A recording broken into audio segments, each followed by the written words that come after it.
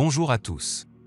Le film commence avec une fille traditionnelle nommée Saro, qui vit avec ses parents et sa sœur cadette. Saro faisait quelques préparatifs car elle est sur le point de se marier, et le marié vient fixer la date des fiançailles et soudain, la famille du marié appelle le père de Saro et annule tout parce que le marié n'aimait pas Saro après l'avoir vu regarder sur sa photo. Saro est toujours surprise que son mariage avec le futur marié soit annulé pour la 10e fois et elle est rejetée parce qu'elle n'est pas belle à leurs yeux. La sœur cadette de Saro nommée Kaviri était très en colère à ce sujet car elle se rend compte que la sœur cadette ne peut pas se marier avant le mariage de la sœur aînée et maintenant elle est en couple avec un jeune homme nommé Sangue et ne peut pas encore l'épouser à cause de Saro.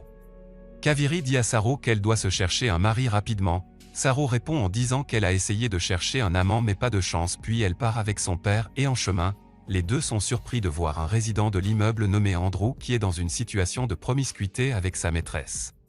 Le père de Saro commence à crier après Andrew à cause de ce qu'il fait dans un lieu public mais il ne se soucie pas de lui.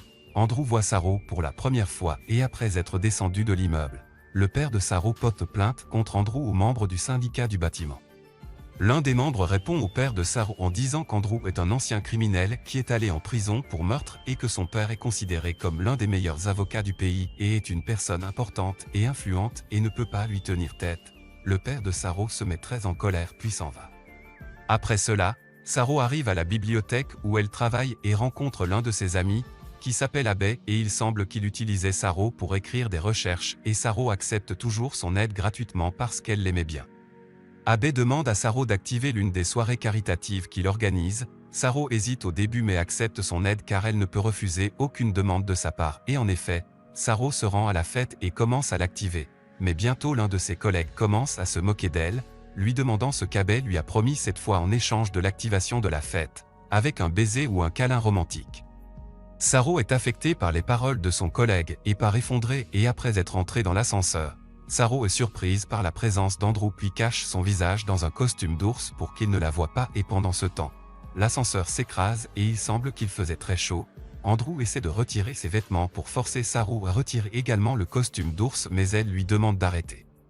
Andrew s'excuse auprès de Saro parce qu'il ne savait pas qu'elle était une fille, puis la fille essaie de retirer le costume d'ours à cause de la forte chaleur et quand Andrew a voulu l'aider, l'ascenseur retourne au travail et Saro a honte puis part rapidement. Andrew essaie de rattraper Saro pour lui rendre la tête de l'ours et lui demande de lui suggérer un livre à lire. Saro l'interroge sur les sujets qu'il aime. Andrew lui demande quel genre de livre une personne libérée de prison après 8 ans peut lire. Saro lui offre un livre et Andrew la remercie et s'en va. Un jour, la petite amie d'Andrew nommée Ruby se dispute avec Andrew, lui crie dessus, puis s'en va, et il semble qu'elle ait rompu avec lui et pendant ce temps, Saro déjeune avec son père, qui lui dit que Sangue, le fiancé de sa sœur, a trouvé un marié convenable pour elle et viendra la voir demain. Le lendemain, Sangue arrive avec le nouveau marié pour rencontrer Saro et il semble qu'il ne lui ait pas donné l'occasion de parler et de rire entre eux comme si Saro n'existait pas et puis, le marié essaie de partir mais oublie son téléphone. Kaviri demande à Saro de prendre le téléphone au marié et quand elle arrive, Saro entend le jeune homme parler à Sangue et lui dit qu'il ne l'aime jamais et Sangue a gagné la belle-sœur de Saro et lui a laissé Saro qui ressemble à une grand-mère. Sangue répond au jeune homme en disant qu'il souhaitait pouvoir épouser Saro car il est le 11e homme à la rejeter et il essaie de l'épouser pour pouvoir épouser sa sœur car il ne peut pas l'épouser avant le mariage de Saro et en attendant, Andrew entend tout. Saro rentre chez elle et Kaviri lui dit que Sangue ne peut plus attendre car s'il ne l'épouse pas le mois prochain, il partira pour l'Amérique et elle ne le reverra plus. Saro s'excuse auprès d'elle mais Kaviri la gronde durement et lui demande de trouver un marié dès que possible car elle aime beaucoup Sangue et ne peut pas vivre sans lui et décide alors de s'enfuir mais Saro essaie de l'arrêter et lui dit qu'elle trouvera un marié avant que Sangue ne parte pour l'Amérique. Le lendemain matin à la bibliothèque, Saro est surprise par la présence d'une photo de l'ex-petite amie d'Andrew puis essaie de l'appeler pour obtenir un rendez-vous avec elle car elle est très célèbre dans le domaine de la mode et elle est la seule à pouvoir changer de forme et améliorer sa façon de s'habiller et malheureusement, Saro obtient un rendez-vous avec elle après 3 mois et elle doit trouver quelqu'un de proche de Ruby pour l'aider à rapprocher le rendez-vous. Saro se rend compte qu'Andrew est le seul à pouvoir l'aider car il était l'ex-amant de Ruby. Saro va voir Andrew tard dans la nuit pour que personne ne la voie et lui parle du sujet et elle sait qu'il a rompu avec Ruby, mais se rend compte qu'elle est son seul espoir de changer d'apparence et pendant qu'il parle, Ruby entre ivre dans l'appartement et croit qu'Andrew la trompe avec Saro. Andrew essaie de lui expliquer que Saro lui demande de l'aider à avoir un rendez-vous avec Ruby, qui n'est pas convaincu par ses paroles. Ruby dit que les gens comme Saro essaient de s'accrocher à n'importe qui en route pour l'épouser rapidement. Saro ressent de la douleur dans son cœur et essaie de partir, mais Andrew essaie de l'arrêter et demande à Ruby de s'excuser auprès d'elle. Ruby refuse de s'excuser et essaie de lancer une bouteille sur Saro, mais Andrew bloque la bouteille avec son dos pour la protéger et est alors grièvement blessé. Saro s'excuse auprès d'Andrew parce qu'elle est la raison de sa blessure et insiste pour l'accompagner acheter des médicaments à la pharmacie car il refuse d'aller à l'hôpital, et pendant ce temps, le gardien de quartier voit Saro avec Andrew et essaie d'appeler son père. À la pharmacie, l'un des policiers soupçonne Andrew en raison de sa blessure grave et de ne pas se rendre à l'hôpital, puis tente de l'arrêter. Saro essaie de tout expliquer au policier qui était catégorique sur sa décision. Saro commence à le supplier et lui demande de laisser partir Andrew pour que sa petite amie puisse s'excuser auprès de lui car elle l'aime beaucoup. Le policier libère Andrew et le ramène chez lui après avoir été soigné à l'hôpital, après avoir entendu les paroles touchantes de Saro car il se souvenait les paroles de sa femme décédée, qu'il adorait beaucoup, et elle lui a toujours dit que 2 mots suffisaient pour contrôler le monde: désolé et je t'aime. Pendant qu'il part, Saro voit du sang sur le lit parce que la plaie est encore fraîche. Puis elle monte sur le lit et essaie de l'aider à arrêter le saignement, et soudain, le père de Saro entre dans l'appartement et voit Saro dans une position étrange. Saro essaie de tout expliquer à son père mais reçoit une gifle sévère de sa part sans prononcer un mot, puis appelle le prêtre et lui demande de venir commémorer la cérémonie d'enterrement de Saro car il la considère désormais morte et il n'y a aucun obstacle empêchant sa sœur d'épouser Sanjay. Saro est choquée et surprise par la cruauté de son père, puis elle part et essaie de chercher un endroit où vivre en vain, et à la fin, Andrew peut l'aider à trouver un endroit convenable, et après cela, les deux vont au marché pour acheter des légumes et de la nourriture. Saro boit un peu de vin et commence à faire des choses folles et stupides pour profiter de son temps et sortir de la tristesse et de la douleur. Le lendemain matin, Andrew sort avec Saro et en chemin, Saro remarque la chute d'un des portefeuilles des hommes et un des mendiants essaie de le voler puis essaie de récupérer le portefeuille, et soudain, le mendiant a peur de l'arrivée d'Andrew, qui prend le portefeuille et quand il l'ouvre, il le rend immédiatement au mendiant et s'en va. Saro essaie de le rattraper mais la pousse et lui dit qu'il ne veut plus la revoir puis retourne dans son appartement effondré. Andrew essaie de chercher Saro dans la bibliothèque mais ne la trouve pas, et à la fin, Andrew trouve Saro devant l'appartement et s'excuse auprès d'elle et essaie de tout lui expliquer sur le portefeuille, où il dit que le portefeuille appartient à son père et il le déteste beaucoup et sa réaction a été dure à cause de voir sa photo. Andrew demande à Saro comment elle peut convaincre son père de rentrer à la maison. Saro lui répond en lui disant qu'elle doit trouver quelqu'un avec de grandes qualifications académiques et l'épouser pour que son père l'accepte à la maison, mais il n'y a personne qui peut épouser un laid comme elle. Andrew lui demande de ne pas s'inquiéter, puis l'emmène avec lui dans l'un des endroits spéciaux pour la décoration et la mode pour changer sa forme et son apparence, et en effet, la forme de Saro change complètement et elle devient une fille belle et élégante. Après cela, les deux se rendent chez elle mais Saro est surprise par son père qui organisait sa cérémonie funéraire parce qu'il la considère morte. Puis elle part en panne et dit à Andrew qu'elle essaiera de lui trouver un mari convenable. Saro commence son travail à la bibliothèque dans un nouveau costume et ses amis sont surpris par son nouveau look, et après plusieurs jours, Abbé devient impressionné par Saro et pose toujours des questions sur elle à la bibliothèque mais ne la trouve pas parce qu'elle était malade. Andrew remarque son intérêt pour elle. Andrew se rend à Saro avec une liste contenant les noms de nombreux jeunes qui ont un haut niveau d'éducation et lui dit qu'elle est sûre de trouver le jeune homme qui lui plaît. Saro récupère et retourne à son travail à la bibliothèque. Abbé lui dit qu'il lui a demandé tout le temps de son absence parce qu'il aimerait sortir avec elle parce qu'il est devenu fan d'elle, puis lui demande de se marier. Saro rencontre Andrew et lui dit tout et lui demande ce qu'elle peut faire. Andrew lui demande son consentement sans hésitation et le feu de la jalousie brûle dans son cœur et il semble être tombé amoureux d'elle. Saro commence à se préparer à épouser Abbé et un jour, Saro fait des tests et dit à Andrew que les tests sont nécessaires pour obtenir un visa de voyage car Abbé a un contrat de travail à l'étranger et elle voyagera avec lui après le mariage. Andrew est très triste et bouleversé, puis Saro lui donne une carte d'invitation pour assister à son mariage. Andrew part et il est brisé et sur son chemin, Andrew voit le père de Saro monter dans le bus, puis essaie de le rattraper rapidement et lui dit que sa fille va épouser une personne de haut niveau exactement comme il le souhaitait et lui demande de venir à son mariage. Mais le père de Saro refuse sa demande.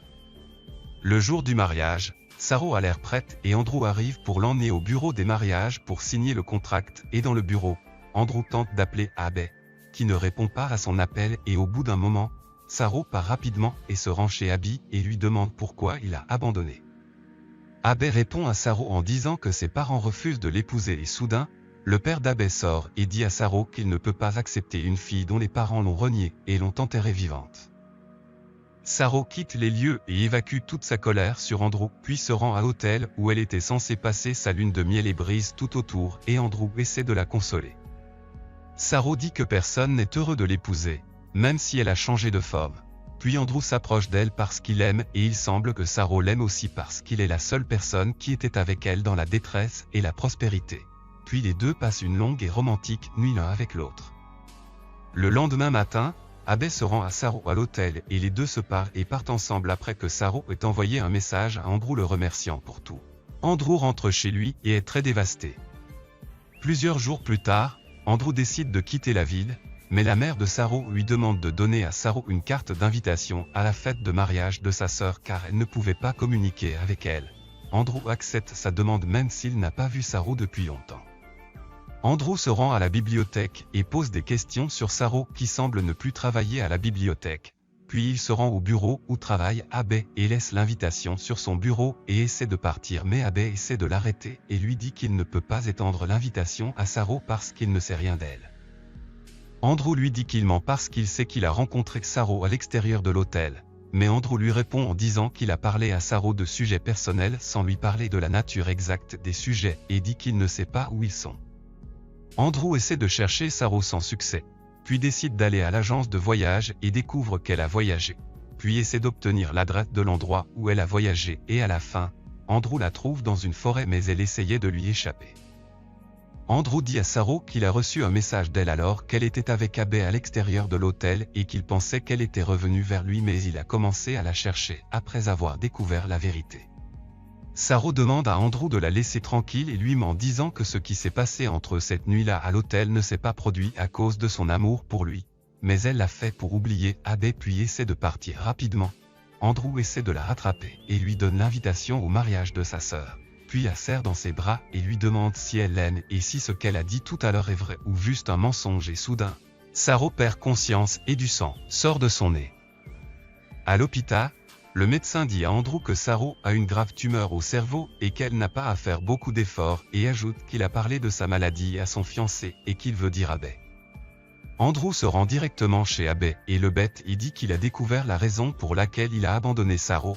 Abe répond en disant qu'il ne savait pas qu'elle était malade pendant leur fiançailles jusqu'à ce que les résultats des tests que Saro avait effectués pour obtenir un visa de voyage soient apparus et il lui a demandé pardon mais elle a refusé de l'épouser sous prétexte qu'elle ne voulait pas qu'il épouse une fille qui mourrait bientôt.